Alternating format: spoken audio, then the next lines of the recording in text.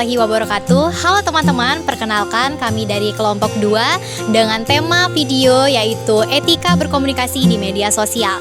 Perkenalkan, saya Sabrina Sabila Dwi Hikmah dengan NIM E1C022199. Hai, perkenalkan nama saya Harti Aina Fisabila dengan NIM E1C04110160. Nama saya Bayi Iza Zamzami dengan NIM E1C02410149.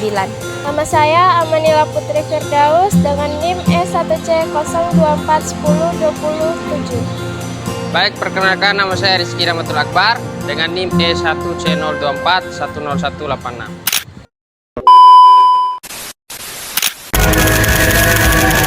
YouTuber Adimas Firdaus alias Resbob ditetapkan sebagai tersangka ujaran kebencian di Polda Jawa Barat. Remaja ini menjalani pemeriksaan di Polres Minahasa Selatan karena tulisannya di media sosial Facebook yang bermuatan ujaran kebencian. Ia menuliskan di akun Facebook rekannya. Bareskrim Mabes Polri ungkap kelompok penyebaran hate speech atau ujaran kebencian, khususnya yang mengandung isu sara di media sosial.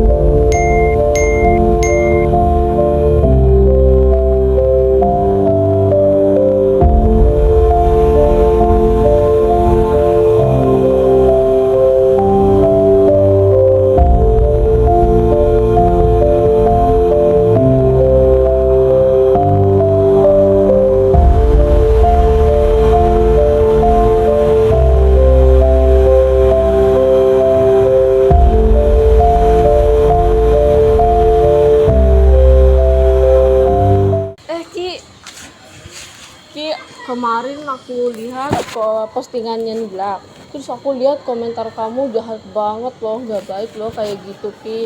Dalam berkomunikasi, apalagi di media sosial, kita alangkah baiknya kita menjaga etika dan menghargai perasaan orang lain. Apalagi di media sosial itu kan jejak digitalnya bisa dilihat oleh semua orang, bukan hanya kita.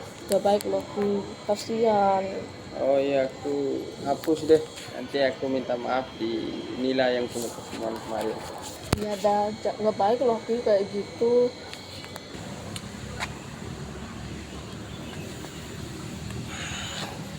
Nila, saya minta maaf ya untuk komentar saya yang keterlaluan kemarin. Semoga Nila memaafkan saya atas perbuatan saya kemarin yang sudah menghina, mengejek dalam bermedia sosial. Dan saya berjanji saya tidak akan mengulangi lagi. Saya akan menjaga etika komunikasi dalam bermedia sosial. Sekali lagi saya mengucapkan permohonan maaf yang sebesar-besarnya kepada Side. Ya, nggak apa-apa. Lain kali jangan begitu ya. Ya.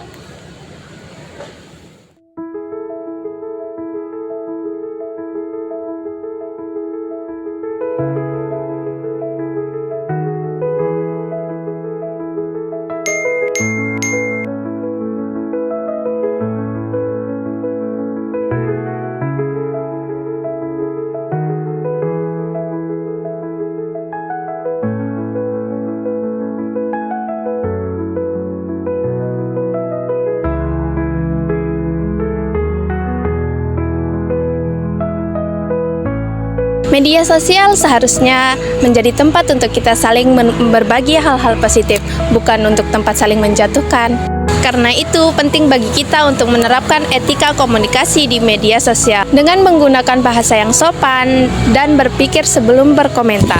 Teman-teman, maka dari itu, mulailah dari sekarang untuk bijak menggunakan media sosial. Karena satu komentar yang kita bagikan bisa berdampak besar bagi orang lain. Nah, teman-teman, selanjutnya kita akan menjelaskan beberapa teori yang berhubungan atau yang berkaitan dengan materi kami, yaitu temanya beretika berkomunikasi di media sosial. Jika kita menariknya ke dalam ruang lingkup komunikasi, kasus ujaran kebencian ini berakar pada penyalahgunaan komunikasi verbal. Karena fenomena ujaran kebencian di media sosial termasuk ke dalam komunikasi verbal. Komunikasi verbal adalah komunikasi yang menggunakan kata-kata baik secara lisan maupun tulisan. Dalam media sosial, ujaran kebencian disampaikan melalui tulisan di kolom komentar, caption, atau pesan digital. Karena penggunaannya menggunakan bahasa dan kata-kata, maka fenomena ini termasuk komunikasi verbal.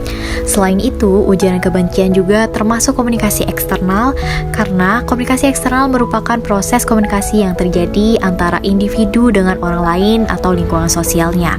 Kolom komentar di media sosial memperlihatkan interaksi langsung antar pengguna ketika seseorang memberikan komentar negatif kepada orang lain. Maka terjadi komunikasi antara individu dengan lingkungan sosial digitalnya. Selanjutnya, fenomena ini juga berkaitan dengan komunikasi intrapersonal. Komunikasi intrapersonal adalah proses komunikasi yang terjadi di dalam diri seseorang seperti berpikir, merenung, dan menilai diri sendiri.